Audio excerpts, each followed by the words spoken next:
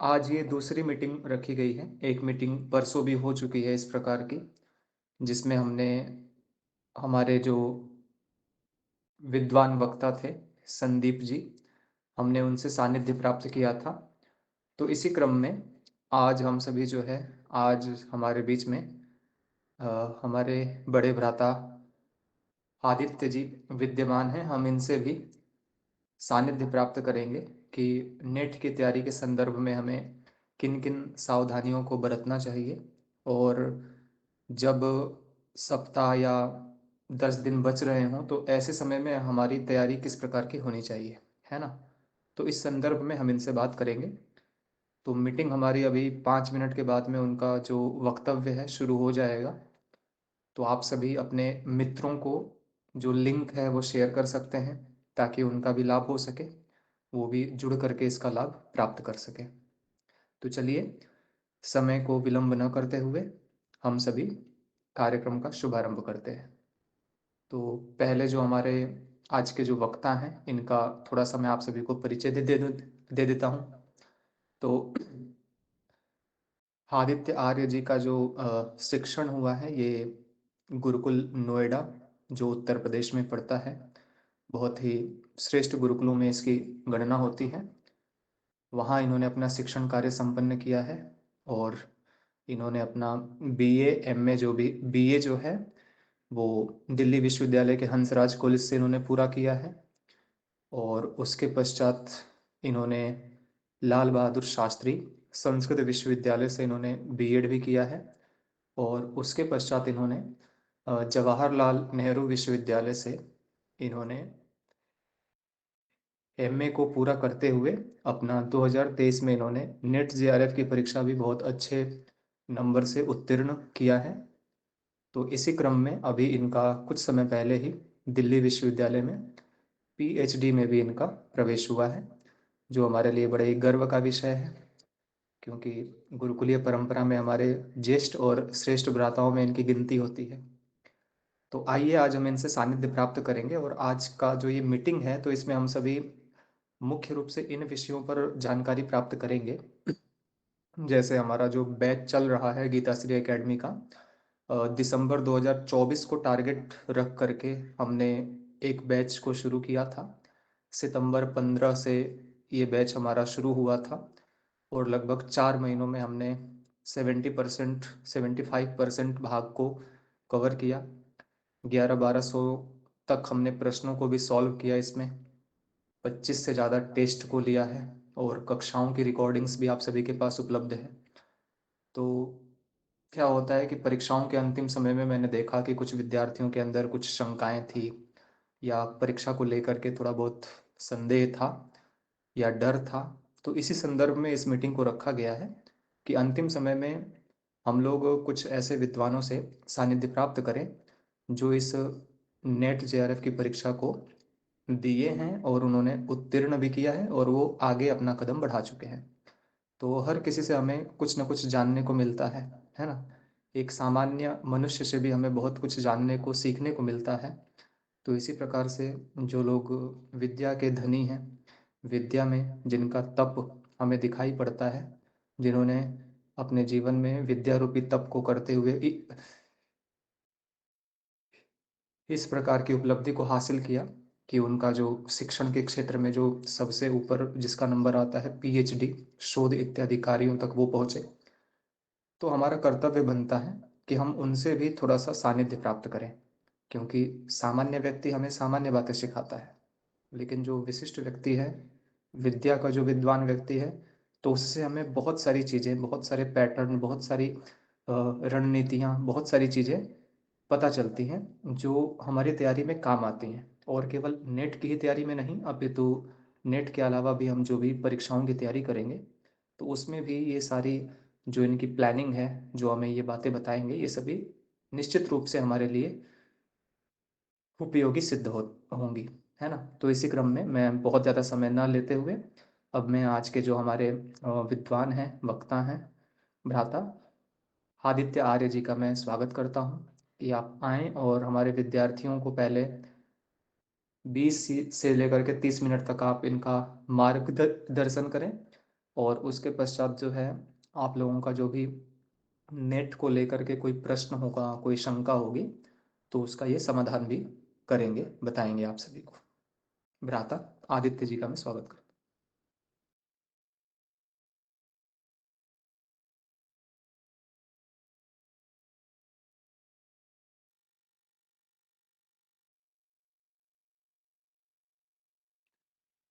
जी आदित्य जी, हैं आप यहाँ पर अभी?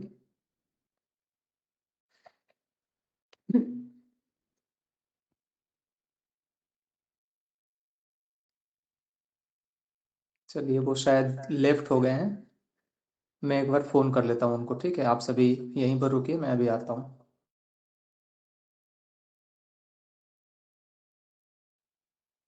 जी आदित्य जी, आप शुरू कर लीजिए।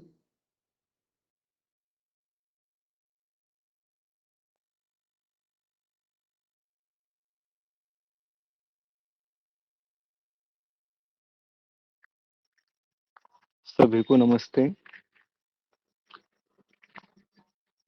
आज हम नेट की परीक्षा के लिए जो पूर्व तैयारी है उसकी रणनीति के विषय में चर्चा के लिए आमंत्रित हुए हैं। और तो तैयारी के विषय में सबसे पहले तो मैं ये कहना चाहूंगा यहाँ पर कि आपने अभी तक जो पूर्व तैयारी की है, अब इन 10 दिवस के कालावधि में उस पर सबसे अधिक ध्यान देना है।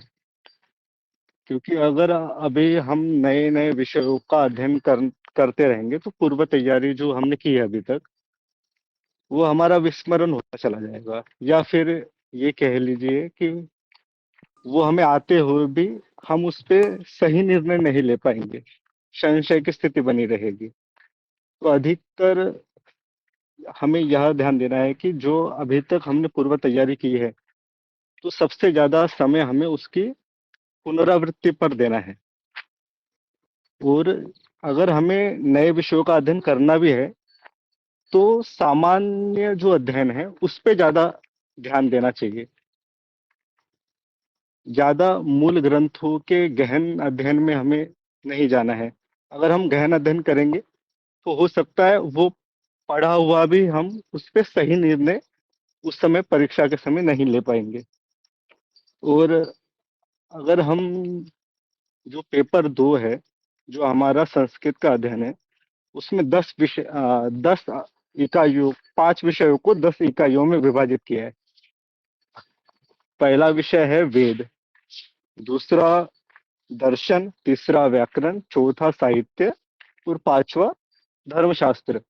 तो इन्हीं 5 विषयों को 10 इकाइयों में विभाजित किया है, जिसमें से पहली इकाई होती है सामान्य अध्ययन की, दूसरी इकाई होती है विशेष अध्ययन की। तो हम अगर एक एक इकाइयों को हम अगर चर्चा करेंगे तो जैसे वेद की इकाइयों में जो सामान्य अध्ययन है हमें उस पर अधिक बल देना है इस समय। क्योंकि सामान्य 100 प्रश्नों में से सामान्य अध्ययन के सबसे ज्यादा प्रश्न होते हैं और उन्हीं में से ही उनको हमें गलत नहीं करना है। सामान्य विशेष बल ये देना चाहिए कि सामान्य अध्ययन के प्रश्नों को हम गलत करके ना आए। ठीक है? तो इस समय जो सबसे अधिक जो बल देना चाहिए कि सामान्य अध्ययन हमारा सतत चलता रहे और प्रतिदिन कम से कम इस समय 2 यूनिट को या 3 यूनिट को हमें प्रतिदिन पुनरावृत्ति करनी है। तो जैसे इसमें से हम ये देख सकते हैं कि भाष्यकारों का हम परिचय अच्छे से गहन अध्ययन करें। अगर मैं इस पे विशेष बल दूं तो भाष्यकारों में सबसे ज्यादा जो गलती होती है वो यजुर्वेद के भाष्यकारों में होती है।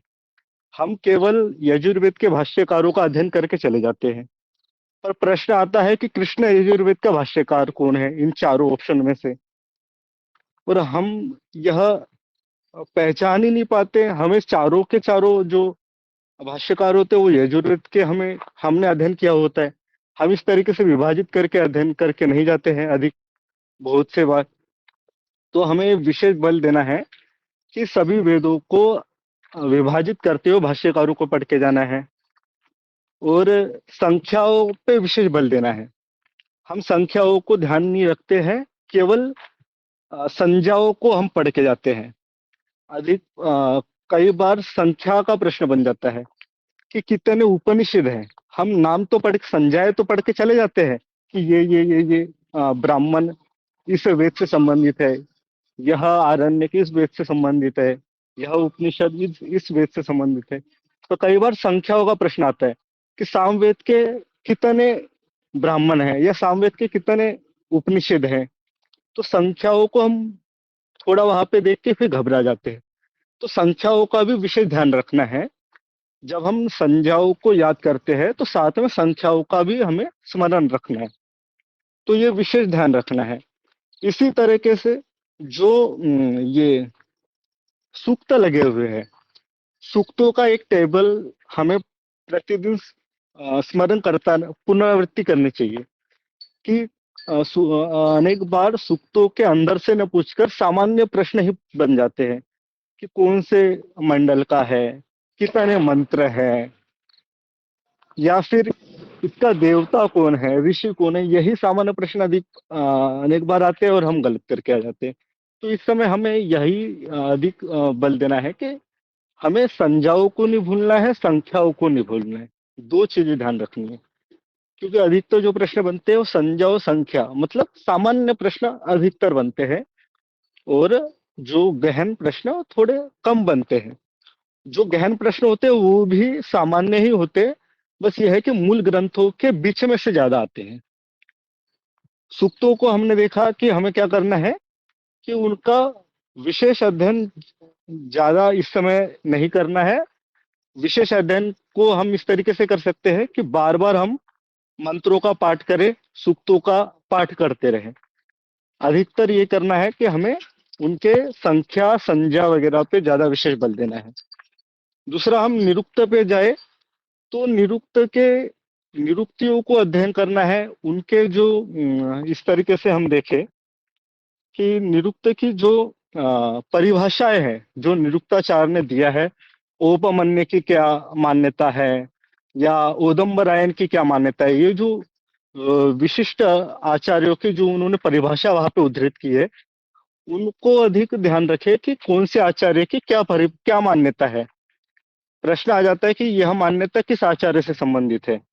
तो हमें वह अधिकतर निरुक्त का जो अध्ययन करना है, इस तरीके से करना है कि हम एक जगह यह लिख ले कि इन इन आचार्यों की चर्चा हुई है और इन इन आचार्यों की यह मान्यता है। क्योंकि कई बार गार्गे का मत आ जाता है कि गार्गे का मत इसमें से क्या है, या गार्गे का मत देकर चार आचार्यों का नाम दिया जाता है कि यह मत किसका है। तो हमें ये ध्यान रखना है। वहां पे जो चर्चा आई है कि उपसर्ग क्या है, उपसर्ग अपना अर्थ देता है या उपसर्ग अपना अर्थ नहीं देता है। तो वो एक चर्चा आई है। उपमन्य की एक चर्चा आई है। वार्षायन की षट भाव विकार चर्चा आई है। इस तरीके से हमें निरुक्त में जो जिस जिस आचार्य के मत है, उन मतों को याद करके उन उन आचार्यों का नाम याद रखना है। इस तरीके से हमें निरुक्ति के बीच अध्ययन करना है। निरुक्त में निरुक्तियों का अध्ययन अधिकतर करें। जो कहीं से आप किसी पुस्तक से देखिए, किसी के नोट्स होंगे या नोट्स खुद बनाइए, निरुक्तियों को लिखिए। अधिकतर पृथ्वी की निरुक्ति आ जाती है, समुद्र की निरुक्ति आ जाती है। इस तरीके से सामान्य अध्ययन पुनरावृत्ति अधिक से अधिक करें इस समय। तो निरुक्तों को तो इस तरीके से तैयार करना चाहिए कि आचार्यों का मत लिखे, आचार्यों का नाम लिखे, और दूसरा निरुक्तियों पे ध्यान दे। निरुक्तियां अधिक से अधिक आती है। जो निरुक्त से प्रश्न बनते हैं वो दो तरीके से बनते हैं।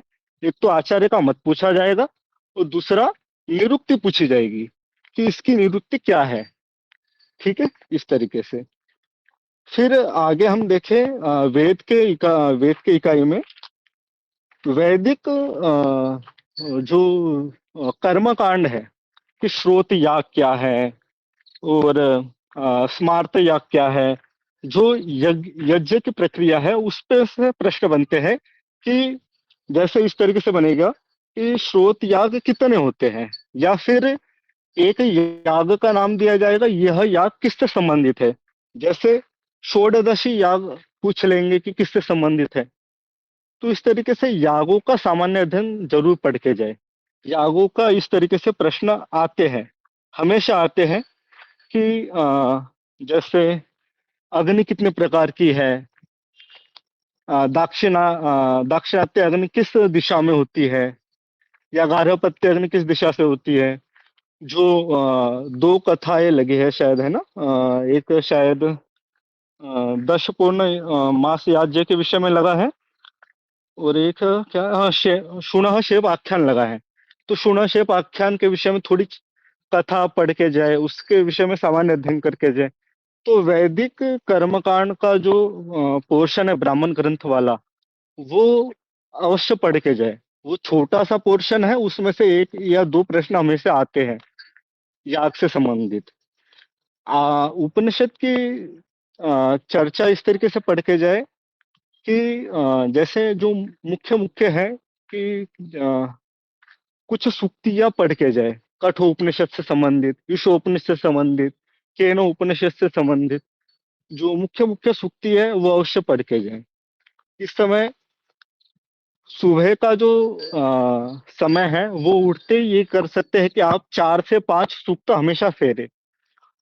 उस सूक्तों को फेरने से सारे के सारे सूक्त ना टारगेट करें, कुछ गिने चुने 7 या 8 सूक्त निर्धारित कर ले कि इन सूक्तों को मुझे अच्छे से करना है।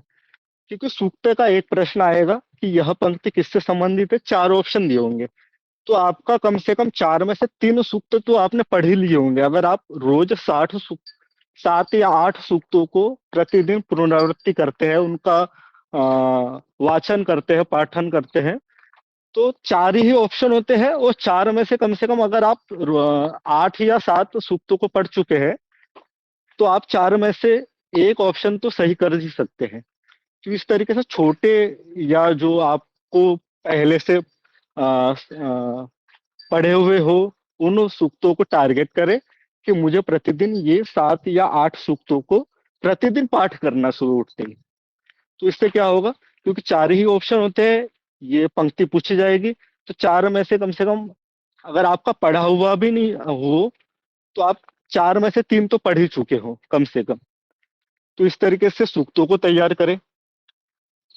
और दर्शन की इकाई में मैं ये कहना चाहूंगा कि आप वाद जो होते हैं उसका एक टेबल जरूर बना ले, कि कौन से तथ्य से संबंध कौन सा वाद है, कौन कितने प्रमाण मानता है, और कौन कितने तत्व मानता है। क्योंकि तत्व का भी प्रश्न आए हैं काफी बार कि 2 तत्व कौन मानता है, या 16 तत्व कौन मानता है, 25 तत्व कौन मानता है। इस तरीके से प्रश्न आए हैं। प्रमाणों को आप पढ़ के जाए, दर्शनों का सामान्य अध्ययन इस तरीके से करें। दर्शनों के विभिन्न आचार्यों की टीकाओं को और टीकाओं से संबंधित विश्लेषणात्मक अध्ययन थोड़ा करके जाए जरूर। जैसे सांख्य कारिकाओं की टीकाओं का अनेक बार प्रश्न बना है, और वेदांत से संबंधित जितने वाद है, द्वैत, अद्वैत, विशिष्टाद्वैत, भेदाभेद, अचिंता भेद, इस तरीके से जो वाद है उनको अवश्य पढ़े। तो इस तरीके से दर्शन का ये सामान्य आप अध्ययन अवश्य करके जाए, ताकि सामान्य अध्ययन में से आपके प्रश्न गलत ना हो। क्योंकि ये 10 दिन है, आप विशिष्ट अध्ययन के पीछे लगोगे, तो हो सकता है कि आप प्रश्न जो पढ़े हुए हैं आते हुए गलत कर जाए। तो इस समय सामान्य अध्ययन जो आपने पिछला पढ़ा है उसे अधिक से अधिक समय दें। फिर अगला प्रश्न जो बनेगा दर्शन का, एक दर्शन में हमें जो ध्यान देना है कि एक मिनट, आप वेदांत साहिब पढ़ते हुए जो शुरुआती जो चर्चा है कि अधिकारी कौन है, विषय क्या है, संबंध क्या है, इस तरीके से जो चर्चा है, सामान्य सामान्य अध्ययन कि श्रवण के कितने अंग है, या फिर साधन चतुष्टय क्या है, इस तरीके से जो सामान्य अध्ययन है उस पर अधिक बल दे। सांख्य कारिका में जैसे अनेक बार प्रश्न आता है कि ईश्वर करता है या नहीं है, तो इस तरीके से जो प्रश्न आते हैं वो आपसे गलत ना हो। सांख्य कारिकाओं को आपने मूल से पढ़ा होगा, पर अब आपको परीक्षा की दृष्टि से उसे पढ़ना होगा। परीक्षा की दृष्टि से आप अधिक से अधिक उसके प्रश्न उत्तरों को करें। आप जितना दर्शन में और व्याकरण, ये जो 2 इकाई है, इन 2 इकाइयों में आप जितना अधिक से अधिक इनसे संबंधित प्रश्नों को करेंगे, उतना आपका सोचने का और समझने का जो क्षमता होगी वो बढ़ेगी। क्योंकि दर्शन में आते हुए हम गलत कर जाते हैं, क्योंकि दर्शनों में प्रश्न थोड़े घुमा फिरा के पूछे जाते हैं। सामान्य ही प्रश्न होते हैं और थोड़े घुमा के पूछे जाते हैं। उससे हम ये सोचते हैं कि ये तो हमने पढ़ा ही नहीं, जबकि हमने पढ़ा हुआ होता है। हमें डरना नहीं है। आप दर्शन में और व्याकरण, ये जो 2 इकाई है, आप इसमें जितना अधिक से अधिक, क्योंकि पढ़ा आपने सारा है, अगर आप प्रश्नों की शैलियों को नहीं समझोगे तो आप उत्तर गलत करके आ जाओगे। जैसे मैं अपना एक अनुभव बताता हूँ। मेरा एक प्रश्न गलत हुआ, वो और पढ़ते हुए पढ़ा हुआ गलत हुआ है। जैसे पशपश आणिक में आता है कि आगम काल, स्वाध्याय काल, प्रवचन काल और व्यवहार काल, ये चारों को क्रम से लगाना था, और ये पढ़ा हुआ होते हुए भी मैं गलत करके आ गया। तो यही एक सामान्य प्रश्न है। आप पढ़ लेते हैं, क्रम को भूल जाते हैं, पढ़ लेते हैं, संख्या को भूल जाते हैं, या संज्ञा को भूल जाते हैं। तो इस समय आपने जितना पढ़ा है, आपको उसी को ही सबसे अधिक पुनरावृत्ति करनी है। आपको ये डिवाइड कर लेना है रात को सोते समय ही, कि कल मुझे क्या क्या पढ़ना है, कितनी यूनिट कंप्लीट करनी है, कितने यूनिट के प्रश्न उत्तरों को करना है। आप जितना अधिक प्रश्न उत्तरों को करेंगे, जितना अधिक पुनरावृत्ति करेंगे, उतना आप सटीक करके आएंगे। आपको ये पश्चाताप नहीं होना चाहिए कि मैंने ये पढ़ा था यार, फिर भी मैं भूल गया, फिर भी मैं वहां पे सही नहीं करके आया। आपने जितना पढ़ा है उसको और परफेक्ट करें, और साथ में थोड़ा समय अगर आपको नया पढ़ना है तो वो सामान्य अध्ययन को ही पढ़े, ये कहूंगा। दर्शन में और एक चीज है, जैन और बौद्ध मत जो है सर्वदर्शन संग्रह के अनुसार, उस पे अधिक समय ना लगाए, उसका सामान्य अध्ययन करें। और अर्थ संग्रह का जितना अधिक से अधिक हो, आप सामान्य परिचय पढ़ के जाए। अर्थ संग्रह के डीप के प्रश्न नहीं बनते, ज्यादा मूल के अंदर से प्रश्न नहीं बनते हैं। ऊपर ऊपर से ही प्रश्न पूछे जाते हैं कि विनियोग के कितने अंग है, या प्रयोग विधि के कितने अंग है, या फिर यह लक्षण किसका है। जैसे वाक्य का लक्षण पूछ लेगा। आप सभी के क्रम को लिखते हुए उसके सामने उनकी परिभाषाओं को लिखते हुए चले। थोड़ी सी परिभाषा है, थोड़े ही उसमें विभाजन है, तो उन विभाजनों के साथ उनकी परिभाषाओं को जरूर लिख ले, तो अर्थ संग्रह की तैयारी पूरी हो जाएगी।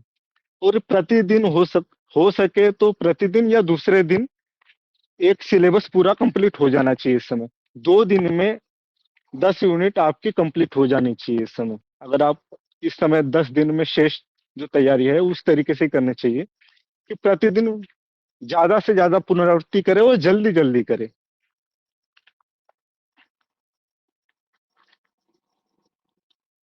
इस समय दर्शन का और जो है, दर्शन पे जो ध्यान देने वाला, अगर मैं तर्क भाषा और न्याय सिद्धांत मुक्तावली की बात करूं, तो आप हेत्वाभास, अनुमान और ये जो प्रत्यक्ष है, इनके सिद्धांतों को थोड़ा ध्यान दे। जो हेत्वाभास है उसको तर्क भाषा और न्याय सिद्धांत मुक्तावली दोनों के अनुसार लक्षणों को अच्छे से याद कर ले, क्योंकि अधिकतर जो प्रश्न बनते हैं वो हेत्वाभास से बनते हैं। और हेत्वाभास में हो जाता है, हम तर्क भाषा से पढ़ लेते हैं, नव्य न्याय सिद्धांत मुक्तावली का छूट जाता है, और नव्य न्याय सिद्धांत मुक्तावली का लक्षण आ जाता है, और वो हम गड़बड़ आ जाते हैं कि ये क्या आ गया। तो आपको दोनों की तुलना करते हुए इसको पढ़ना है, घबराना नहीं है। और तर्क भाषा में 16 पदार्थों के लक्षण जरूर याद कर लीजिएगा, क्योंकि हम सोचते हैं कि प्रमेय तक लगा है केवल, ऐसा नहीं है। क्योंकि लक्षण जो है वो जो उद्देश्य है, क्योंकि वहीं पे आगे है 16 तत्व, 16 पदार्थों के नाम। अगर वो 16 पदार्थों के नाम है तो जरूर हो सकता है कि लक्षण का प्रश्न बना देते हैं।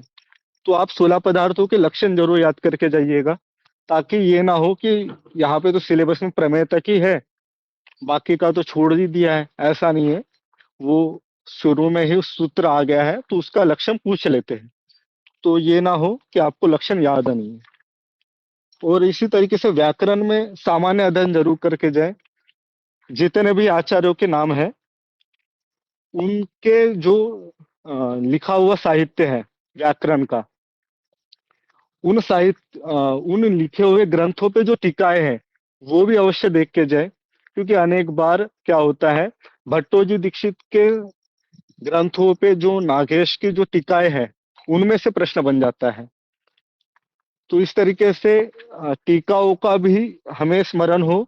हम टीकाओं, क्योंकि जितने आचार्य हैं आपस में ही इन्होंने एक दूसरे के ग्रंथों पे टीकाएं लिखी है, तो हमें ये पता होना चाहिए कि किसने किसके ग्रंथ पे टीका लिखी है।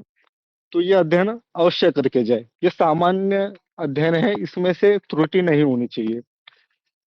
और भाषा विज्ञान को बहुत अच्छे से देख के जाए।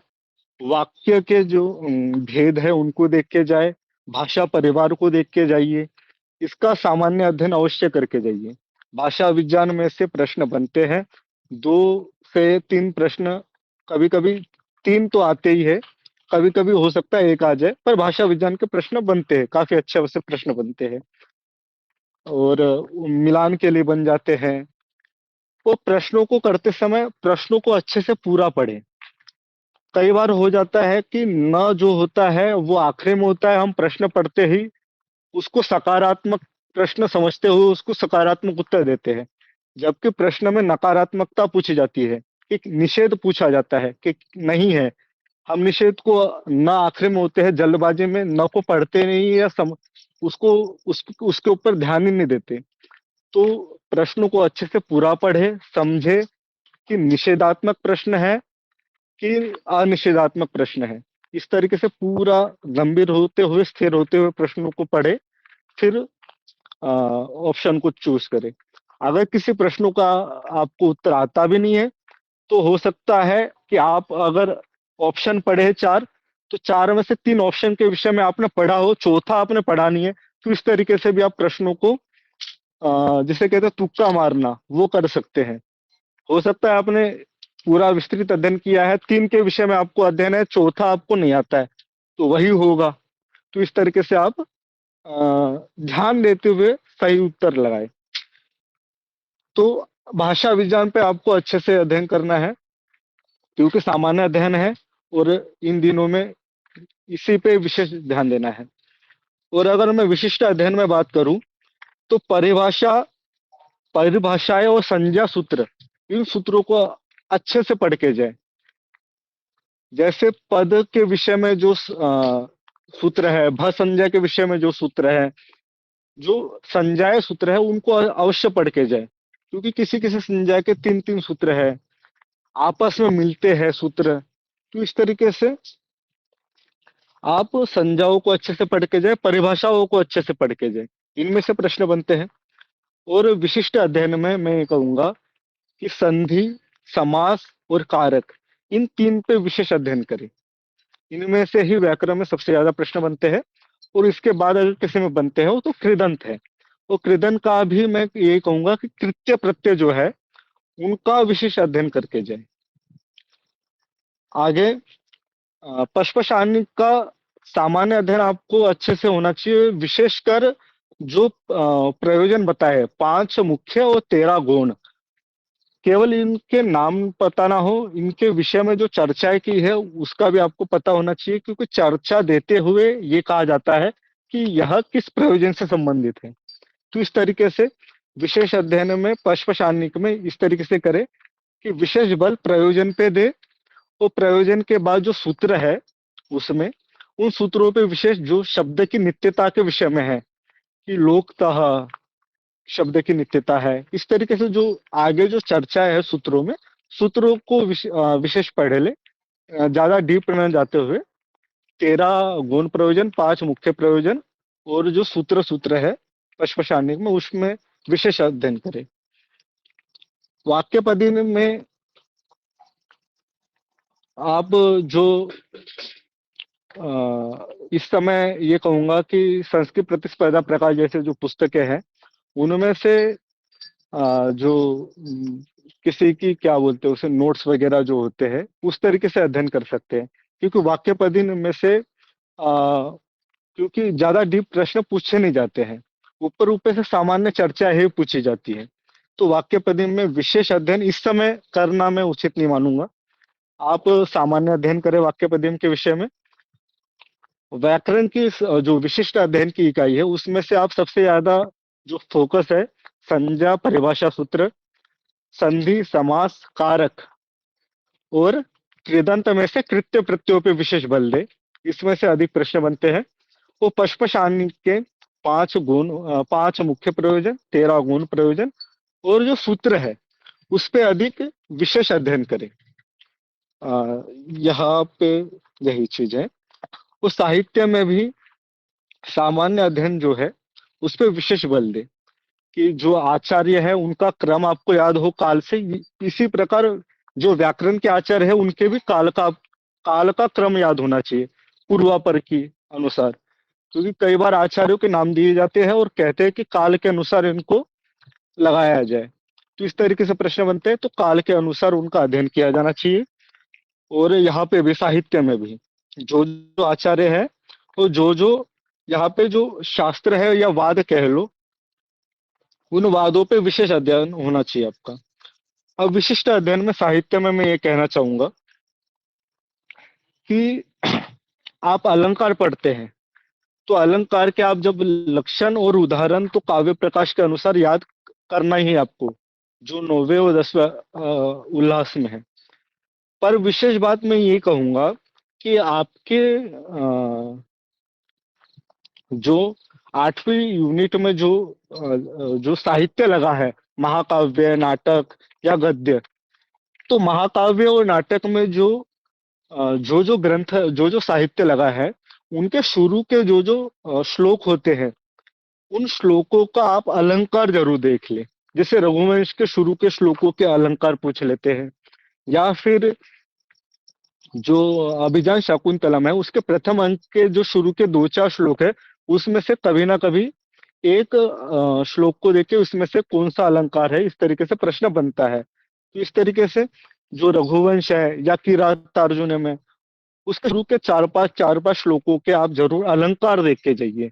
और काव्य प्रकाश के अनुसार तो अलंकार के लक्षण और उदाहरण ये दोनों तो पढ़ के जाने ही हैं, पर साथ में इनको भी पढ़ के जाइए।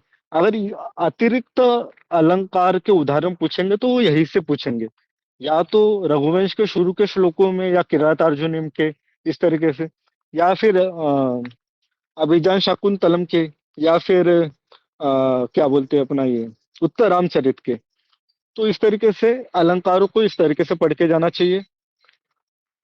और चंपू, ये जो नल चंपू है इसके जो शुरू के मंगलाचरण है, मंगलाचरण के जो श्लोक है शुरू के 13 के आसपास जो श्लोक है उनको अवश्य पढ़ के जाए। 13 या 17 है शायद, तो उनको सामान्य अध्ययन करके जाए उनका, उनमें से, क्योंकि कई बार आया है कि यह पंक्ति कहाँ से है, इस तरीके से जो पंक्ति के जो बनते हैं जो प्रश्न वो नलचंपू के शुरू के यहाँ से बनते हैं। और ये कहूंगा साहित्य में ज्यादा डीप ना पढ़े, ना ही पूर्ण पूर्ण मूल ग्रंथ ना पढ़े। आप कथा एक बार मूल वाचन अवश्य कर ले कि कौन से अंक में कौन सी कथा है। साहित्य के जो नाटक है या महाकाव्य है उनमें आपको पात्र परिचय अवश्य पढ़ के जाए। पात्र परिचय में से हमेशा, या ये कह लो एक आध बार छूट गया होगा, प्रश्न आए हैं, एक प्रश्न जरूर पात्र परिचय का होता ही होता है। तो पात्र परिचय को पढ़ के जाए, मुद्रा राक्षस के पात्रों को विशेष ध्यान करके जाए, और स्वप्न वासव दत्तम, और एक उससे मिलता जुलता जो ग्रंथ है रत्नावली, रत्नावली। तो इनके जो पात्र है वो मिलते हैं काफी। तो इनके पात्रों को विशेष थोड़ा देख के जाए कि, और साथ में ये कहूंगा कि मंगलाचरण सबके पढ़ के जाए, और भरत वाक्यों को पढ़ के जाए कि भरत वाक्य किसके द्वारा कहा गया है। क्योंकि अनेक बार प्रश्न आया है कि इस नाटक का भरत वाक्य किसके द्वारा कहा गया है, और इस तरीके से भी प्रश्न बना है कि इस नाटक का अंतिम वाक्य किसके द्वारा कहा गया है। तो जैसे मैं कहूंगा कि वेणी संहार में अंतिम वाक्य किसके द्वारा कहा गया है, तो वहां पे भरत वाक्य तो युधिष्ठिर के द्वारा कहा गया है। हम ये सोचते हैं कि भरत वाक्य हो गया नाटक समाप्त। पर वहां पे ये विशेष बात देखने को मिली है, अंतिम वाक्य श्री कृष्ण ने कहा है भरत वाक्य के बाद। तो ये विशेष प्रश्न बनता है कई बार। तो हमें नाटक में ये मंगलाचरण पढ़ के जाना है, तो साथ में भरत वाक्य भी पढ़ के जाना है। एक बार मैं जब नेट की परीक्षा दे रहा था, तो अभिजान शाकुंतलम के भरत वाक्य की पंक्ति उठा के दी थी कि यह पंक्ति किस नाटक से संबंधित है। तो नाटक का मंगलाचरण और भरत वाक्य, इन दोनों को अवश्य पढ़ के जाए। साथ में पात्र परिचय अवश्य पढ़ के जाए। और अभिजान शाकुंतलम हो गया, स्वप्नवासल दत्तम हो गया, और उत्तरामचरित हो गया। इनके शुरू के श्लोकों के थोड़ा अलंकार जरूर देख के जाए। दो चार शुरू के जो श्लोक है प्रथम अंक के, उनका साथ में अंकों के नाम जरूर पढ़ के जाए, क्योंकि अंकों के नामों को हम वहां पे जाके कई बार भूल जाते हैं या क्रम भूल जाते हैं। तो वो ना हो नाटकों का। और मुद्रा राक्षस के जो नाटकों के नाम है, वो दो दो तरीके से है। ये भी है और वो भी है। दो नाम वहां पे देखने को मिलते हैं किसी किसी अंक के। तो दोनों पढ़ के जाए। साहित्य का तो इस तरीके से।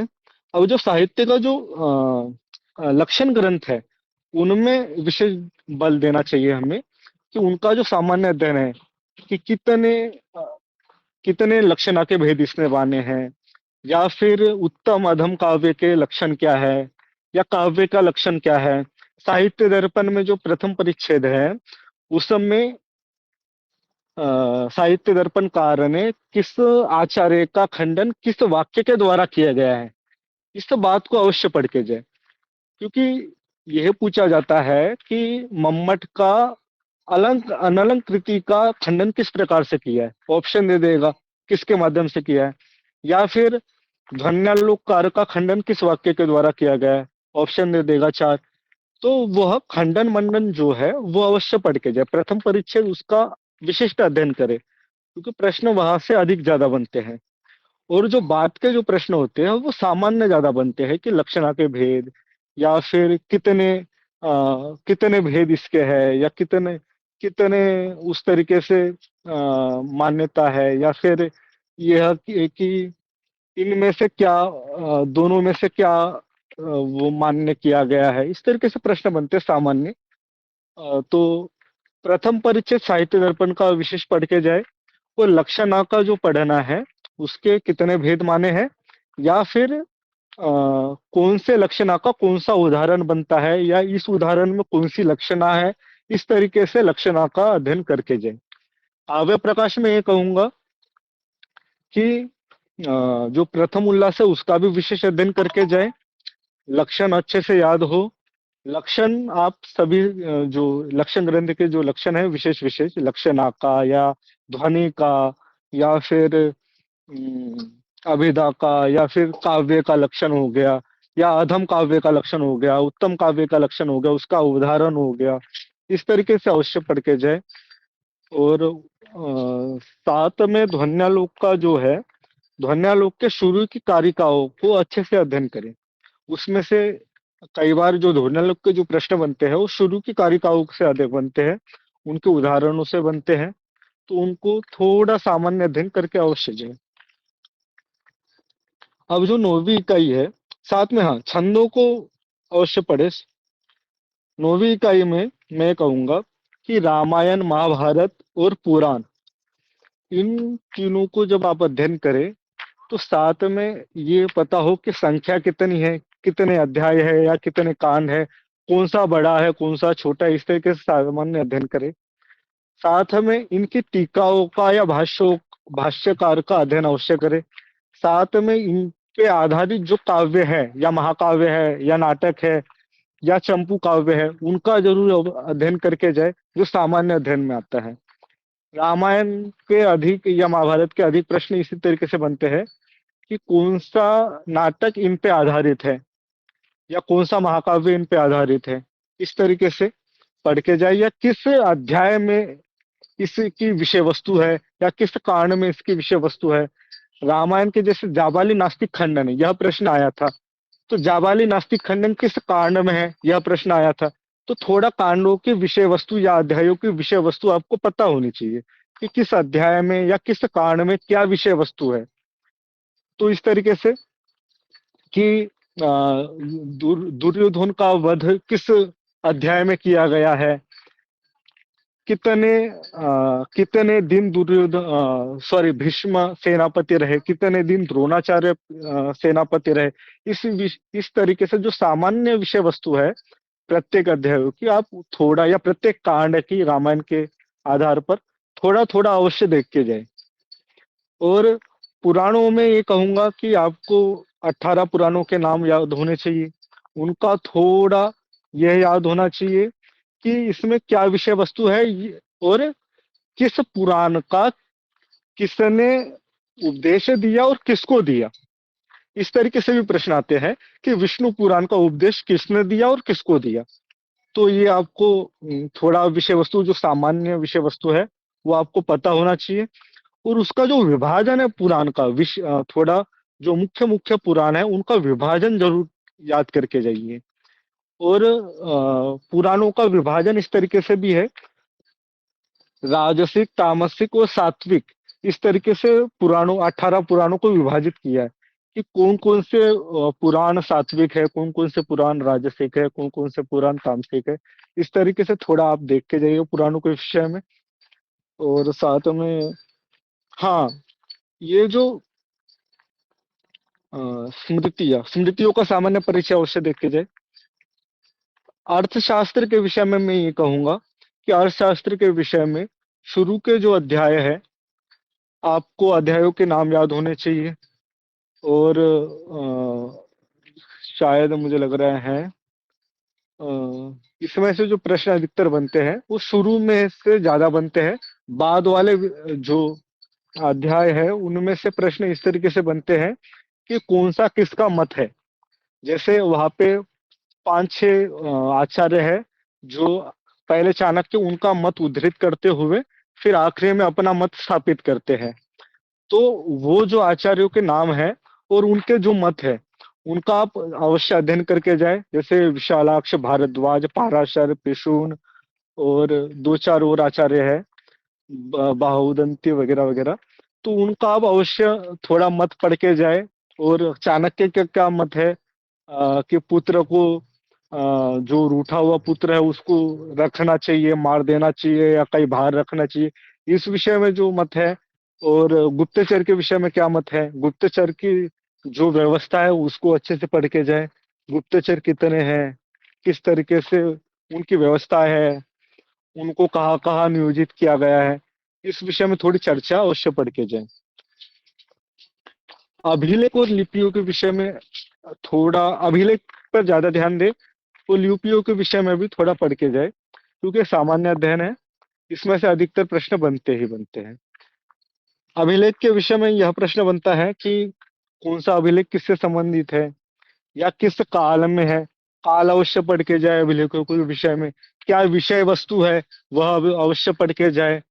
और अशोक के जो अभिलेख है उन पे विशेष अध्ययन करके जाए कि कितने अभिलेख है, कितने स्तंभ लेख है, कितने इसमें कौन सा अभिलेख कहाँ पे प्राप्त हुआ है, कौन सा अभिलेख कहाँ से कहाँ पे ले जाया गया है। इस तरीके से अवश्य अध्ययन करें अभिलेख के विषय में। क्योंकि जो अशोक के अभिलेख है वो कोई उत्तर प्रदेश से दिल्ली लाया गया है, कोई हरियाणा से दिल्ली लाया गया है, इस तरीके से भी प्रश्न आते हैं। और किस राजा से संबंधित है और किस कारण से उसको स्थापित किया गया है, इस तरीके से अवश्य अध्ययन करें।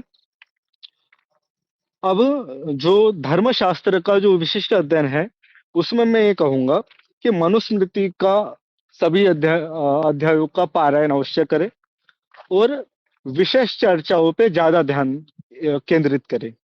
कि एक नोट्स जरूर बना ले उसका, क्योंकि मनुस्मृति में जो दूसरा अध्याय है वो नोट्स बनाने के लायक है। कि कितना दंड किसका होना चाहिए, कौन से वर्ष तक यज्ञोपवीत संस्कार हो जाना चाहिए, इस तरीके से जो एक विशिष्ट अध्ययन है उसमें उसका नोट्स अवश्य बनाए। अगर हम नोट्स बनाए नहीं, मूल से ही पाठ करते रहे, तो हो सकता है थोड़ा हम वहां पे दुविधा में पड़ जाए, संशय में पड़ जाए। तो नोट्स जरूर बनाए कि कौन सा वस्त्र धारण करे, कौन से किस किस किस चीज का यज्ञोपवीत धारण करना चाहिए, ये जो एक सामान्य अध्ययन है या विशिष्ट अध्ययन क्या हो इसे, उस विशिष्ट अध्ययन को आप जरूर एकत्रित करें नोट्स के रूप में और उसका पारायण अवश्य करें कि जो मान्य स्थान है पांच इस तरीके से, या फिर वहां पे ये कहो कि मनुस्मृति में कितनी नीतियां है, कितने वो क्या बोलते व्यूह रचना है, इस तरीके से कितने दुर्ग है, जो सातवें अध्याय की चर्चा है उसको आप अवश्य पढ़ें, उसका नोट्स बनाएं, या किसी पुस्तक में नोट्स है तो उसको आप प्रतिदिन पारायण करें। पर एक बार जरूर इसको मूल से एक बार स्वाध्याय अवश्य दें। साथ ही में याज्ञवल्क्य स्मृति में अ, अध्यायों के नाम आप अवश्य याद क्रम से याद करके जाएं, क्योंकि कई बार इसके प्रश्न आए हैं कि कौन सा अध्याय नहीं है, किस सॉरी अध्याय नहीं, इसमें जो विषय वस्तु है नाम से, उस विषय वस्तु को जरूर देख के जाए कि कौन सा इसमें अध्याय का नाम नहीं है, या क्रम से लगाओ। इस तरीके से अनेक बार प्रश्न याज्ञवल्क्य स्मृति से बने हैं। और सामान्य अध्ययन इसका अवश्य करके जाए कि इस पे मनुस्मृति की याज्ञवल्क्य स्मृति की टीकाओं को आप अवश्य पढ़ के जाए। और साथ ही में मनुस्मृति और याज्ञवल्क्य स्मृति में मैं कहना चाहूंगा कि सामान्य अध्ययन इनके आपस में ये जो दंड के विषय में, और एक है कि जो कितना टैक्स वगैरह जो याज्ञवल्क्य स्मृति में जो चर्चा आती है वह अवश्य देख के जाए कि किस चीज पे कितना टैक्स लगता है, कितना दंड का जो प्रावधान होता है, उस तरीके से उसको अवश्य पढ़ के जाना चाहिए। साथ ही में अभिलेख अभिलेख के विषय में मैं कह चुका हूँ, और अर्थशास्त्र के विषय में भी मैं कह चुका हूँ। तो अब यहाँ तक तो ये इकाइयों की यूनिट के संबंधित चर्चा हुई, पर मैं यहाँ पे इससे अतिरिक्त ये कहूंगा कि अभी तक आपने जो अध्ययन किया, जो मैंने बात शुरू में कही थी कि आप उसमें ज्यादा पुनरावृत्ति करें, उसका नियोजन करें कि कल मुझे कितना पुनरावृत्ति करनी, कितनी यूनिट को दोहराना है, कितनी मैं दोहरा सकता हूँ ज्यादा से ज्यादा। जैसे मैं जब तैयारी करता था कि इन दिनों में मैं दो दो दिनों में पूरा सिलेबस कवर करता था पुनरावृत्ति के द्वारा। तो इसी तरीके से आप करने का प्रयास करें। जो सूक्त है उनको आप टारगेट कर ले, चिन्हित कर ले कि इतने सूक्तों की मैं तैयारी विशेष करूंगा। मैंने 7 से 8 सूक्तों को चिन्हित किया था, वो प्रतिदिन उनको दोहराता था। सूक्तों में से 4 ऑप्शन बनेंगे, चार में से कम अगर आता भी नहीं हो, आपने पढ़ा भी नहीं हो, तो कम से कम 3 तो जो आप जो सॉरी क्या बोलते हैं ऑप्शन दिए हैं वो आपको पता होने चाहिए। चौथा आप फिर स्वयं से ही स्वीकार कर लेंगे कि यही है। तो इस तरीके से जो आपको प्रश्न आता नहीं है तो आप उसको ऑप्शन को देखते हुए उसको सही करने का प्रयास करें, घबराए नहीं। और विशेष बात, केवल इस परीक्षा तक आपका लक्ष्य ना हो, आगे तक आपका लक्ष्य हो, तो उसके विषय में मैं ये कहूंगा कि कई लोग हतोत्साहित होकर कि नहीं हुआ, इतनी बार मैंने प्रयास किया, तो हतोत्साहित भी ना हो। क्योंकि जब आप हतोत्साहित होते हो तो आप पीछे मुड़ के जरूर देखें कि उससे उससे तो मेरी स्थिति अच्छी है, उस व्यक्ति से तो मैं आगे हूँ, उस जगह से तो मैं काफी आगे आ चुका हूँ। और जब आप ज्यादा अहंकार में चले जाते हो तो आगे देखें, उस व्यक्ति से तो मैं पीछे हूँ, उस व्यक्ति से मुझे आगे जाना चाहिए। इस तरीके से ना ज्यादा हतोत्साहित होना है, ना ज्यादा अहंकार में जाना है। और मेरे गुरुजी हमेशा अध्ययन के विषय में ये बात कहते थे कि गति मंद जरूर हो जाए पर बंद नहीं होनी चाहिए। तो आप निरंतर कुछ ना कुछ स्वाध्याय करते रहे, जरूर इस बार आपका होगा ही होगा। अगर किन्हीं विद्यार्थियों का रह भी जाता है तो जरूर आने वाले नेट को या जेआरएफ को अवश्य सफल प्राप्ति करेंगे। अगर इससे अतिरिक्त अगर आपको कुछ पूछना हो तो जरूर पूछे।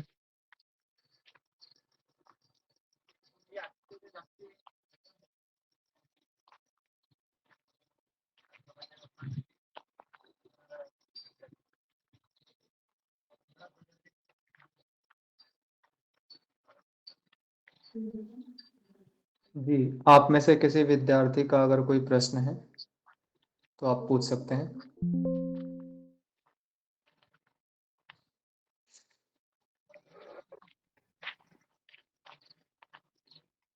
आप में से कोई भी विद्यार्थी यदि कोई प्रश्न पूछना चाहता है तो आपका स्वागत है।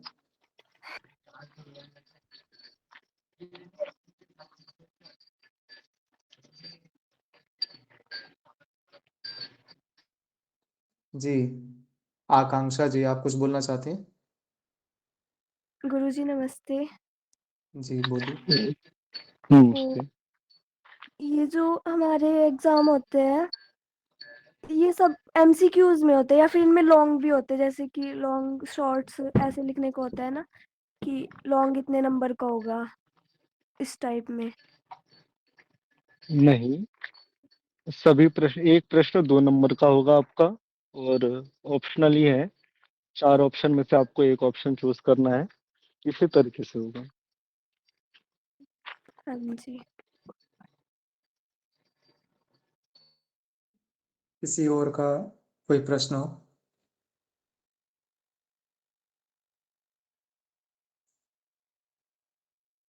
चलिए, ठीक है। सर हाँ, बोलिए। अंतिम वाला जो सर 90 के बाद प्रश्न रहता है, 10 ठो गद्यांश वाला, तो कभी कभी सर वो सीधे पूछ लेता है, कभी कभी सर थोड़ा सा जो है ना उसमें से थोड़ा घुमाया जाता है, उसको सर कैसे कवर करें? गद्यांश में कई बार व्याकरणात्मक भी प्रश्न बन जाता है ना। जी सर। और कई बार थोड़ा ये होता है कि प्रसंग से जोड़ते हुए प्रश्न बनता है, तो आपको पूर्व प्रसंग, जब आप वाक्य उसको वाक्य में, उन शब्दों को आप वाक्य में ढूंढने लगते हैं। हम क्या अधिकतर यही करते हैं बच्चे, कि जो जी प्रश्नों जी। में जो शब्द होते हैं वो गद्यांश में ढूंढने लगते हैं, और गद्यांश में जहाँ पे वो शब्द मिलता है उस वाक्य को सटीक मानते हुए उस तरीके से प्रश्नोत्तर करते हैं। या फिर जो इस तरीके से प्रश्न बनता है, थोड़ा अधिकतर जो प्रश्न आप कह रहे हो जो समझ में नहीं आता, वो प्रसंग के अनुसार बनता है। तो आपको गद्यांश को जल्दी से जल्दी वो सटीक हल करने का यही एक तरीका है कि आप सबसे पहले गद्यांश को पूरा पढ़ें। अधिकतर बच्चे यही गलती करते हैं कि नहीं, 5 ही प्रश्न है, गद्यांश को पढ़ने की क्या आवश्यकता है, फटाफट एक एक लाइन देख लेंगे। नहीं, पहले आप गंभीरता से, धैर्यता पूर्वक गद्यांश को पूरा पढ़े, आप उसको समझे, तो आप अपना समय भी बचाएंगे और प्रश्नों को गलत होने से भी बचाएंगे। आपको जब प्रसंग के अनुसार आप गद्यांश को पूरा पढ़ेंगे, तो आप निश्चित ही प्रश्नों को आप सही करेंगे, गलत नहीं करेंगे। और जो व्याकरणात्मक प्रश्न बनेगा, तो अधिकतर प्रश्न संधि से बनेगा, या समास से बनेगा, या कारक से बनेगा। इन तीनों के अलावा शायद हो सकता है कृदंत से प्रश्न बने, तो कृदंत में भी कृत्य से ही बनेगा अधिकतर। तो आपका यह विशिष्ट अध्ययन हो ही चुका है, तो ये आशा की जा सकती है, तो आप व्याकरण का भी प्रश्न गलत नहीं करेंगे। तो आपको सबसे पहले गद्यांश को पूरा अच्छे से भाव समझते हुए पूरा गद्यांश पढ़ना होगा, तब आप सही कर पाएंगे। जी, आप में से किसी और विद्यार्थी का कोई प्रश्न हो?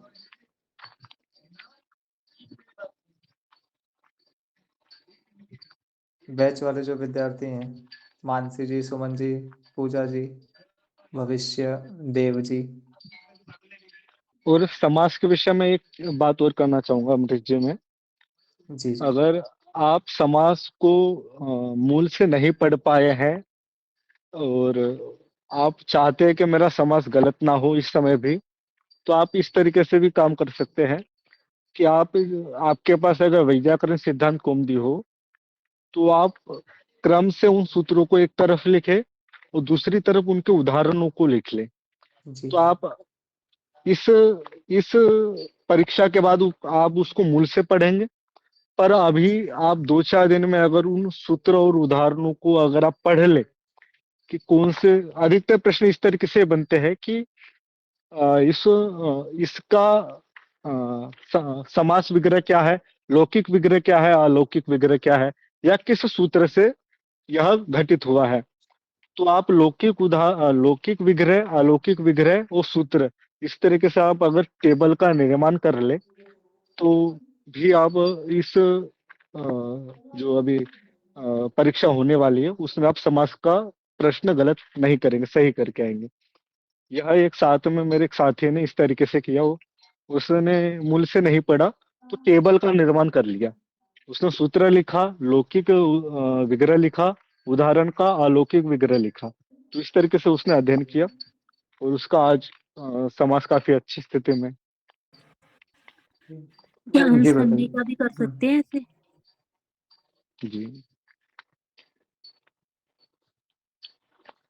जी ये पूछ रही हैं क्या संधि का भी इसी प्रकार से किया जा सकता है? हाँ हाँ, संधि के भी जो प्रश्न बनते हैं वो इसी तरीके से बनते हैं। संधि के तो सामान्यतः इसी तरीके से बनते हैं कि इनका संधि विच्छेद क्या होगा, या तो ये प्रश्न बनेगा, या फिर किस सूत्र से घटित हुआ है, या इस सूत्र का उदाहरण क्या है। इसी तरीके से बनता है। तो आप इसका भी टेबल बना सकते हैं और समास का भी बना सकते हैं, कारक का भी बना लीजिए। कारक का तो शायद मुझे लग रहा है संस्कृत गंगा वालों की किसी पुस्तक में है भी। तो इस तरीके से इस समय तो इस तरीके से ही तैयारी की जानी चाहिए कि आपने जो मूल पाठ किया है वो आपके मस्तिष्क में विद्यमान है ही। आपको सूत्रों का अर्थ भी पता है और उदाहरण भी पता है।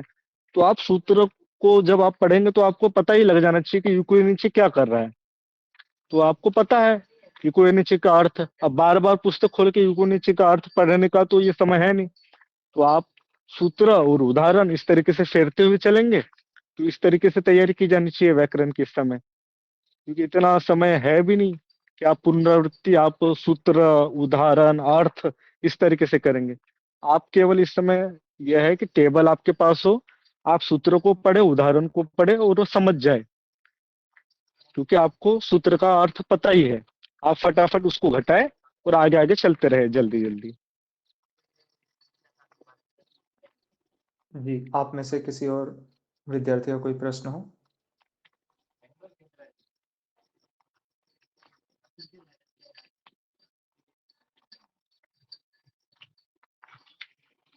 गुरुजी, ये अष्टाध्यायी के जो सूत्र है उन्हीं के अनुसार विग्रह करना है ना?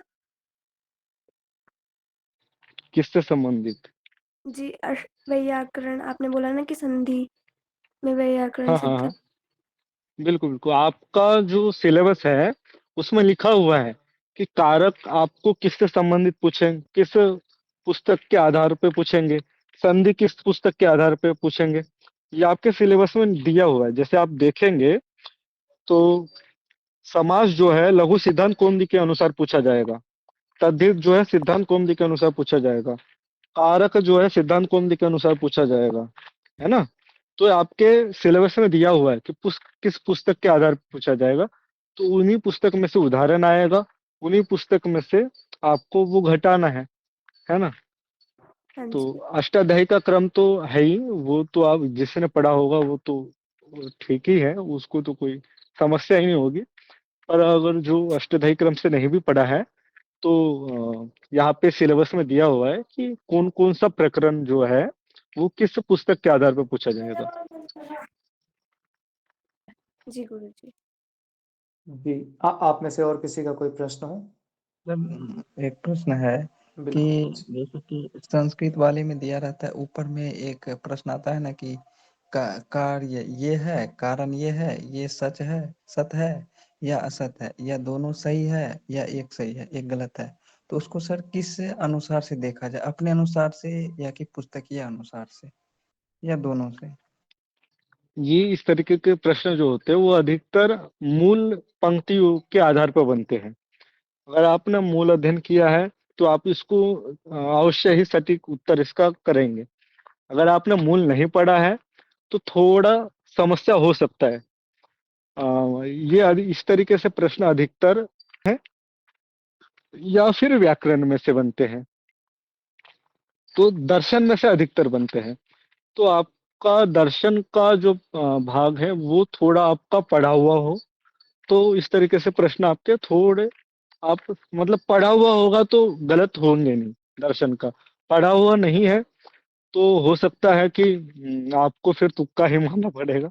आपको ऑप्शन देख के इसको समझना पड़ेगा कि इन 3 ऑप्शनों को या 2 ऑप्शन को मैंने पढ़ा है, या यही एक जो बचा है ये होगा, या ये जो 2 बचे हैं जो मैंने नहीं पढ़े हैं उनमें से कोई होगा। क्योंकि मैंने देखा है कि इस तरीके से प्रश्न अधिकतर दर्शन में से बने हैं। तो आपको दर्शन का, अगर आप जो प्रश्न है वो आपके पढ़े हुए विषय से संबंधित है तो आप जरूर उसको सटीक करेंगे, अन्यथा आपको थोड़ा उदाहरण को देखते हुए उसको करना पड़ेगा फिर। जी, किसी और का कोई प्रश्न हो?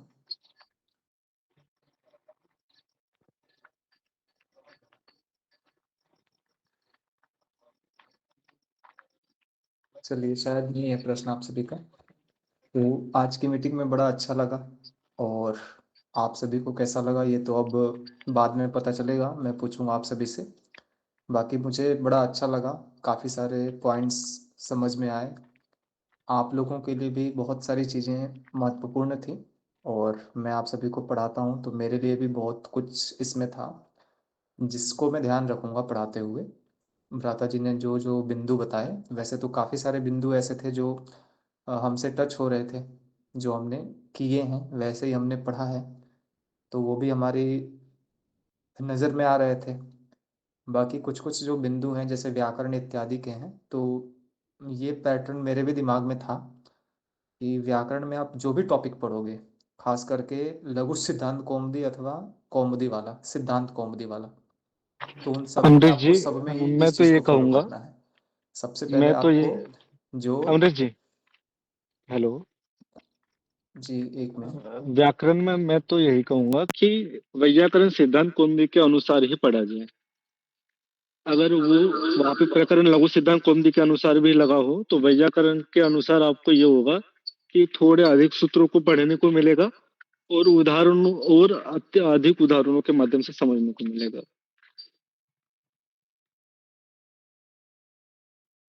जी बिल्कुल। तो आप सभी भी इसका ध्यान रखिएगा, और मैं भी आप सभी की अभी जो तैयारी कराऊंगा अभी कुछ समय में, जो व्याकरण के विषयों को हम लोग स्पर्श करेंगे, तो उसमें भी मैं शॉर्टकट में आपको इस चीज़ के विषय में कराऊंगा, क्योंकि विस्तार से पढ़ाने के लिए अब समय हमारे पास नहीं है। तो जो समास इत्यादि के जो भी विषय हैं, कारक है, आत्मनेपद, परस्मय पद है, छोटे छोटे जो विषय हैं, इनको हम सभी पूरा करेंगे, इनके मूल मूल को देखते हुए और इनका जो अर्थ है और सामान्य उदाहरण, ताकि आप सभी का विषय पूरा हो जाए। बाकी आज की मीटिंग में मुझे बहुत अच्छा लगा। आपको जो है नेट की जो 10 इकाइयाँ हैं, 10 इकाइयों में से लगभग हर एक बिंदु पर हमारे आज के जो विद्वान वक्ता हैं, इन्होंने आपका मार्गदर्शन दिया, और इसके लिए मैं सभी विद्यार्थियों की ओर से आपका हृदय से आभार प्रकट करता हूँ। और आगे भी हम लोग इसी प्रकार से परसों जो है, परसों भी हम लोग एक बहुत ही अच्छी यूनिवर्सिटी में एक विद्वान है, प्रोफेसर के रूप में वो कार्य कर रहे हैं, तो हम उनका भी सानिध्य प्राप्त करेंगे परसों रात्रि को 9 बजे इसी प्रकार से। तो चलिए, आज की मीटिंग को हम इस प्रकार से समाप्त करते हैं, क्योंकि समय भी हो चुका है, और निश्चित रूप से आप सभी को काफ़ी कुछ सीखने को मिला होगा। और मैं आज की जो ये वीडियो है इसको डाल दूंगा अभी यूट्यूब पर, तो आप सभी इसको देख करके भी जो भी आपका पॉइंट्स छूटा होगा, आप सभी इसको सुन करके कवर कर सकते हैं। ठीक है जी, लिंक आपको समूह में भेज दूंगा मैं कल। तो ठीक है, आज के हमारे जो विद्वान हैं, हम इनका आभार प्रकट करते हुए, अभिनंदन प्रकट करते हुए कि आप आए और आपने इतने अच्छे से हम सभी को बताया, बहुत सारी चीज़ें समझाई, तो आप आए और आपने हमारा कार्यक्रम जो है सफल किया। तो इस प्रकार से हम अपने कार्यक्रम को अब समापन की तरफ लेकर के चलते हैं, और कल से आप सभी की जो क्लासेस है वो भी होंगी समय से। और कल आपका जो है तीसरी इकाई का टेस्ट जो है वो होगा 100 प्रश्नों का, तो आप सभी जो विद्यार्थी हैं वो तैयारी करेंगे। एक एक दिन गैप करके आपका एक दिन मीटिंग हुआ करेगी और एक दिन आपका टेस्ट हुआ करेगा। तो इन 7 दिवसों में 500 से लेकर के 600 तक के प्रश्नों का और हम सभी अभ्यास कर लेंगे, और जो आपका टेस्ट कल हुआ था उसका परिणाम मैं आप सभी को भेज दूंगा। तो चलिए ठीक है, मीटिंग को समाप्त करते हैं। आप सभी का बहुत बहुत धन्यवाद कि आप सभी कार्यक्रम में आए। सभी को नमस्ते। आप सभी को आगामी परीक्षा के लिए बहुत बहुत शुभकामनाएं। आप सभी सफलता को प्राप्त करें। धन्यवाद महोदय। अमरीश जी नमस्ते। जी नमस्ते जी, नमस्ते। ठीक है जी, धन्यवाद भ्राता जी, नमस्ते।